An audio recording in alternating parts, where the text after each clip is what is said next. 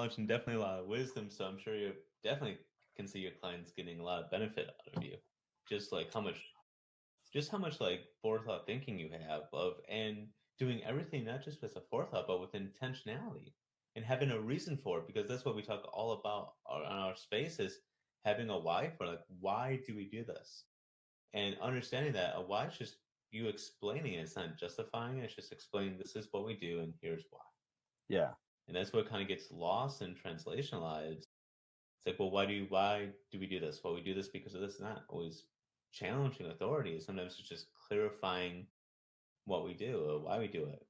Especially little kids, they ask 1,000 questions. Absolutely, they do, and that'll make you rethink everything too. You Oh just yeah, get a bajillion, but sometimes in a good ways, right? Like they yeah, ask you to do something, well, why do you do that? And then you give them like the generic answer, but then they keep asking why, and that's something we should be doing anyways. Like even if you don't have kids, if you're yeah, sitting there and you do something and you're not quite sure, ask yourself why you do it, and then don't just settle for that first answer because it's usually pretty generic.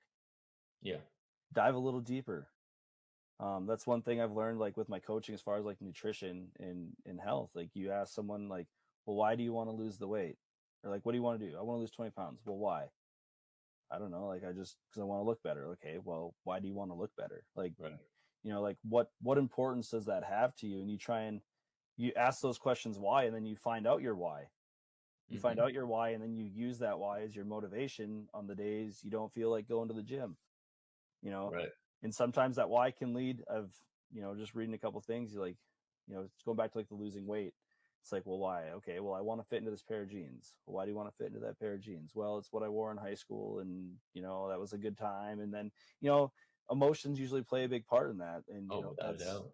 that's where you kind of just dive deep, and then sometimes those emotions, good or bad, like, okay, like, all right, it's great that you want to do that because of that, but like maybe you need to resolve that issue from the past, and maybe you need to seek counseling to do that, and that'll help you with all these other things. You kind of have to take those emotions and handle them in a proper way, or be able to express them to somebody who can help you, and go from there. Yeah, and sometimes people do need help because there's something in their past that's blocking them from moving forward. Mm-hmm. Yeah. And even I think one of the most also important things to do too is let your wife when you know you're not okay, whether mentally, physically, or what have you. Because I can't remember what I was watching, but I think it was Hal Elrod. He's an author of like the Miracle Morning, like how to become a morning person, that kind of stuff.